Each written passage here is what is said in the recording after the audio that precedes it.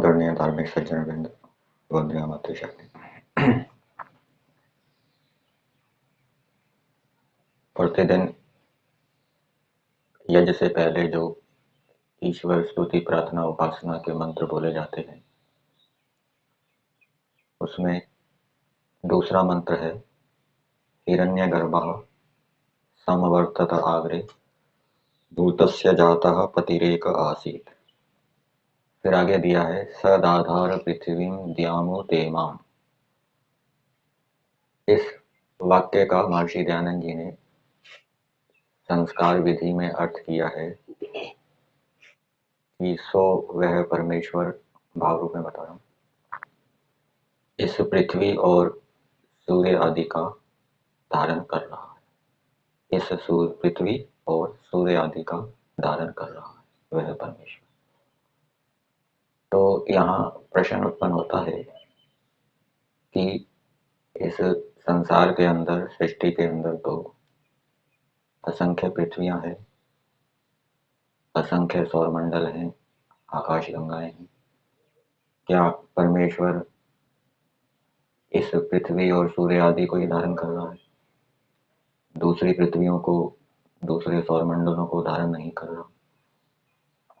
इमाम शब्द का प्रयोग हुआ है इस पृथ्वी और सूर्य आदि को। आदि से ले लेंगे सूर्य के चारों ओर जो भ्रमण करने वाले ग्रह, उपग्रह हैं। तो इसका उत्तर यह समझना चाहिए कि यहाँ पर परमेश्वर ने दृष्टांत विद्या का प्रयोग किया है। दृष्टांत का अर्थ होता है उदाहरण, और दृष्टांत विद्या से जो वस्तु प्रत्यक्ष है उस प्रत्यक्ष वस्तु से अप्रत्यक्ष वस्तु का बोध कराया जाता है। उदाहरण से जो उदाहरण प्रत्यक्ष है उस उदाहरण से साध्य जो अप्रत्यक्ष है उसका ज्ञान कराया जाता है। तो जिस पृथ्वी पर हम रह रहे हैं और इस पृथ्वी में जो सूर्य उदय होता है उससे जो हम लाभ ले रहे हैं, ये हमें प्रत्यक्ष है। दूसरे सौरमंडल, दूसरे ग्रह, दूसरे सूर्य, वो हमें प्रत्यक्ष नहीं है। तो इनके माध्यम से हमें परमेश्वर अपने विषय में जना रहा है। जैसे उदाहरण के लिए शब्द अनित्य है, तो शब्द की अनित्यता को समझाने के लिए सामने वाले व्यक्ति को क्या उदाहरण दिया? जैसे घड़ा। सामने वाला व्यक्ति घड़े के विषय में जानता है कि घड़ा अनित्य है, टूट फूट जाता है। ऐसे ही शब्द भी अनित्य है। यदि यह दृष्टांत दिया जाए शब्द अनित्य है जैसे तन्मात्रा है, अब सामने वाला व्यक्ति तन्मात्राओं को तो जानता ही नहीं, तो वो उस उदाहरण से शब्द की अनित्यता को नहीं समझ पाता। तो इसी प्रकार से परमेश्वर ने यहाँ दृष्टांत के माध्यम से, उदाहरण के माध्यम से, जिसको हम जानते हैं, पृथ्वी के विषय में जानते हैं कि पृथ्वी कैसी है, उसके अंदर क्या क्या विशेषताएं हैं, सूर्य के विषय में जानते हैं, उससे होने वाले लाभों के विषय में जानते हैं।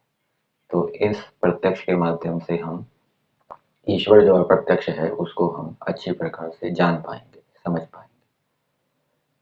इस दृष्टांत विद्या का उपयोग दर्शनों में भी किया जाता है।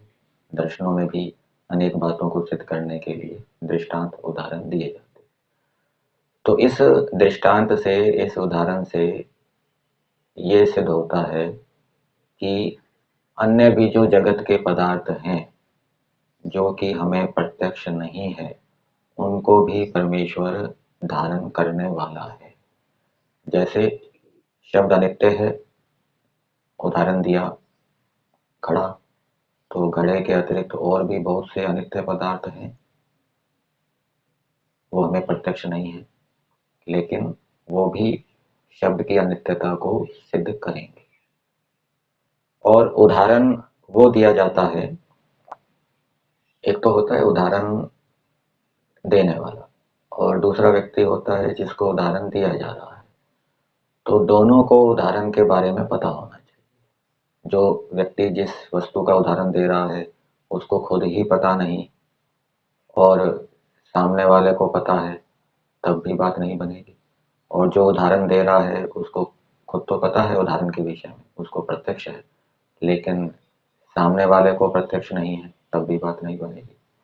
यदि वो खुद नहीं जानता उदाहरण को और सामने वाले व्यक्ति को उदाहरण दे रहा है, तो सामने वाला व्यक्ति उस उदाहरण से संबंधित कोई शंका प्रश्न उत्पन्न कर सकता है, तो फिर जो उदाहरण देने वाला है वो उसको नहीं समझा पाएगा। और उदाहरण देने वाला उदाहरण को जानता है लेकिन सामने वाला नहीं जानता, तब भी वो बात समझ में नहीं आई। तो इस प्रकार से परमेश्वर ने वेदों के अंदर दृष्टांत विद्या का उपयोग करते हुए जो जो बातें धरती पर रहने वाले मनुष्यों को प्रत्यक्ष है, उनके आधार पे अपना बोध कराया।